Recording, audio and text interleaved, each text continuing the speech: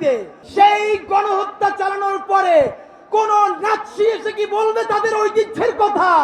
অথচ আমাদের আসিফ নজরুল সাহেব আমাদেরকে আওয়ামী লীগের ঐতিহ্যের কথা শোনান। আপনাদের মাধ্যমে আসিফ নজরুল সাহেবকে একটা পরামর্শ দেই, জুলাই জনতা বেঁচে থাকতে বাংলাদেশের কোন নির্বাচনের ব্যালটে নৌকা মার্কা থাকবে না। তবে বিশেষ বিবেচনা আছে, আপনি নিজে যদি নৌকার প্রার্থী হইতে চান আপনার একটা নৌকার ক্যান্ডিডেট বানাই দেওয়া যাইতে পারে। লক্ষ লক্ষ মানুষ গত 24 ঘন্টায় সেই কথাগুলো শুনেছেন।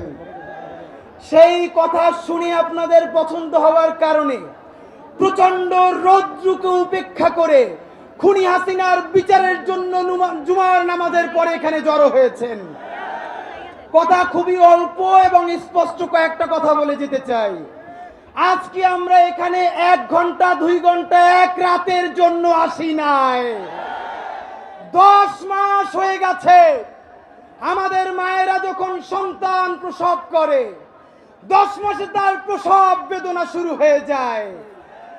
এই জুলাইয়ের সরকারের এতদিনে গণহত্যার বিচারের জন্য প্রসব বেদনা শুরু হওয়ার কথা ছিল, তার এমনই বেদনা শুরু হয়েছে, সেই বেদনায় সে ফ্যাসিবাদের খুনি আওয়ামী লীগের রাষ্ট্রপতিকে পালাতে দেয় নাই, প্রটোকল দিয়ে বিদেশ পাঠিয়ে দিয়েছে। বন্ধুরা আমার, ডক্টর ইউনূস সাহেব যেদিন ক্ষমতায় বসেছেন তাকে মনে করিয়ে দেই, আপনি বলেছেন এই ছাত্ররা আমাকে ক্ষমতায় বসিয়েছে, বলে নাই? আজকে মনে করিয়ে দেই, সারা বাংলাদেশের সকল ছাত্র জনতা আপনাকে বলছে এই মুহূর্তে আওয়ামী লীগকে নিষিদ্ধ করে দেন। বন্ধুরা আমার, ঠিক যেই কারণে সন্ত্রাসী ছাত্রলীগকে নির্বাহী আদেশে নিষেধ করা হয়েছে, তাহলে ছাত্রলীগের বাপ ছাত্রলীগের মা আওয়ামী লীগকে কেন নিষিদ্ধ করা যাবে না? আপনাদেরকে একটা ভালো কথা শুনাই, বাংলাদেশে আওয়ামী লীগ একটা ঐতিহ্যবাহী নাকি দল। দুনিয়ায় যে ইউরোপে, যে জার্মানিতে, যেই নাৎসিরা গণহত্যা চালিয়েছে, সেই গণহত্যা চালানোর পরে কোন নাৎসি এসে কি বলবে তাদের ঐতিহ্যের কথা? অথচ আমাদের আসিফ নজরুল সাহেব আমাদেরকে আওয়ামী লীগের ঐতিহ্যের কথা শোনান। আপনাদের মাধ্যমে আসিফ নজরুল সাহেবকে একটা পরামর্শ দেই, জুলাই জনতা বেঁচে থাকতে বাংলাদেশের কোন নির্বাচনের ব্যালটে নৌকা মার্কা থাকবে না। তবে বিশেষ বিবেচনা আছে, আপনি নিজে যদি নৌকার প্রার্থী হইতে চান আপনার একটা নৌকার ক্যান্ডিডেট বানাই দেওয়া যাইতে পারে। বন্ধুরা আমার, আপনারা জানেন গত 1.5 মাস ধরে ইনকিলাব মঞ্চের ভাই বোনেরা শাপলা, পিলখানা এবং জুলাই গণহত্যার বিচারের দাবিতে এবং গণহত্যাকারী ফ্যাসিস্ট আওয়ামী লীগ নিষিদ্ধের দাবিতে বাংলাদেশের প্রতিটা বিভাগে বিভাগে গেছে, জেলায় জেলায় গেছে, লক্ষ লক্ষ মানুষের কাছে, ভ্যানওয়ালা, রিক্সাওয়ালা, সবজিওয়ালাদের কাছে, শহীদ পরিবারের কাছে লিফলেট দিয়েছে। সারা বাংলাদেশ ঘুরে এসে শতাধিক শহীদ পরিবারকে নিয়ে শহীদি সমাবেশ করেছে। এনসিপির ভাইয়েরা গেছে, বাংলাদেশের প্রত্যেকটা রাজনৈতিক দলের ভাইয়েরা গেছে। শহীদের পরিবারেরা সেই দিন এক মঞ্চে বসে ঘোষণা দিয়েছে শহীদ পরিবার বেঁচে থাকতে আওয়ামী লীগের পুনর্বাসন চলবে না। আপনাদেরকে জানাতে চাই, কথা খুব স্পষ্ট, যদি একটা ওয়াদা নিতে চাই, যদি বলি আপনাদের সবাই নিয়া এইখানে আসছিলাম কারণ জনদুর্ভোগ কম হবে, কিন্তু গণহত্যাকারী আওয়ামী লীগকে যদি নিষিদ্ধ করা না হয় তাহলে তো আর একটা কচু কাটা হবে।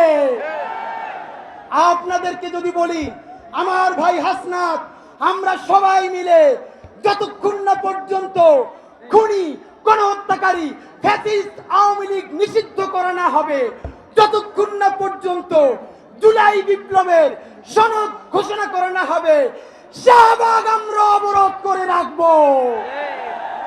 এই শাহবাগ সেই শাহবাগ নয় যেই শাহবাগে বিরিয়ানি খেয়ে কাচ্চি খেয়ে নিচে গিয়ে আন্দোলন করা হয়েছে। এই শাহবাগ সেই শাহবাগ নয়। এই শাহবাগ প্রায় 2000 শহীদ পরিবারের শাহবাগ। এই শাহবাগ হাজারো হাজার অন্ধ পঙ্গুর শাহবাগ। বন্ধুরা আমার, সংক্ষেপে বলে শেষ করি, ধানাই বানাই ছাড়া অতি দ্রুত শাপলা গণহত্যার বিচার করতে হবে। পিলখানায় আমার দেশপ্রেমিক সেনাবাহিনীর লাশ পুড়িয়ে দেওয়া হয়েছে, পিলখানার বিচার করতে হবে। সাইদি সাহেবের রায়ের পরে 2 শতাধিক মানুষকে পাখির মতো গুলি করে হত্যা করা হয়েছে, বিচার করতে হবে। মোদি বাংলাদেশে আসার পর মোদি বিরোধী আন্দোলনে যারা নেমেছে শহীদ হয়েছে, বিচার করতে হবে। আগামী 24 ঘন্টার মধ্যে গণহত্যার দায় ফ্যাসিস্ট আওয়ামী লীগকে যদি নিষিদ্ধ করা না হয় এবং আগামী 36 জুলাইয়ের মধ্যে জুলাইয়ের সনদ ঘোষণা করা না হয়, জুলাই জনতা শাহবাগ ছাড়বে না। তারা আছেন, তোলেন জালো রে জালো।